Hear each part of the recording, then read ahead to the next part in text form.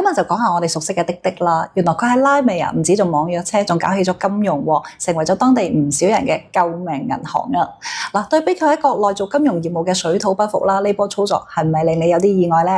嗱，先嚟講下拉美嘅情況啦。原來將近一半嘅成年人咧都冇銀行戶口嘅喎。就以墨西哥為例，90%嘅交易用嘅都係現金。嗱，之前 Uber 喺巴西嘅時候，就因為司機要收現金，一個月就多咗10幾單搶劫案喎。現金帶喺身上，咁咪即係移動風險，呢個係當地最頭痛嘅問題啊。咁滴滴咧就捉住呢個痛點，做咗3件超級實在嘅事。佢先同墨西哥呢個叫 OXXO 嘅便利店合作，咁人哋當地咧就有2.4萬家店，司機掃個碼就可以將當日收嘅現金就變成滴滴 Pay 入邊嘅數字貨幣，司機就唔使攞住啲現金擔驚受怕啦。再嚟咧，佢就喺巴西推99 Pay， 整合當地嘅實時支付系統。咁喺墨西哥就更加激進啦，就搞貸款啦、發銀行卡，仲做埋年化15嘅儲蓄喎，由俾錢到存錢借錢全覆蓋。跟住佢仲解決埋呢個信用難題喎。拉美咧有好多人係冇信用記錄噶嘛，咁滴滴咧就用司機嘅出車時間、跑單頻次呢啲數據去搭建信用體系，造成咗當地政府一直頭痛嘅數字確缺。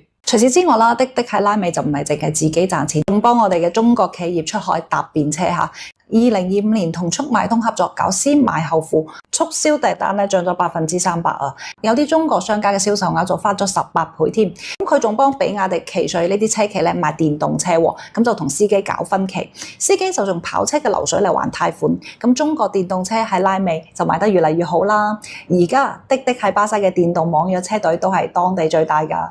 講真啦，滴滴喺拉美嘅成功啊，同國內啱啱就反過嚟。國內移動支付咧就比微信、支付寶佔咗90%以上，咁滴滴再有錢再有牌照，都只不過係一個付款嘅插件。咁但係喺拉美咧，佢冇諗住複製國內嘅模式，而係先解決當地現金唔安全、冇地方借錢嘅麻煩同痛點啦。咁咪將事情做成咗咯。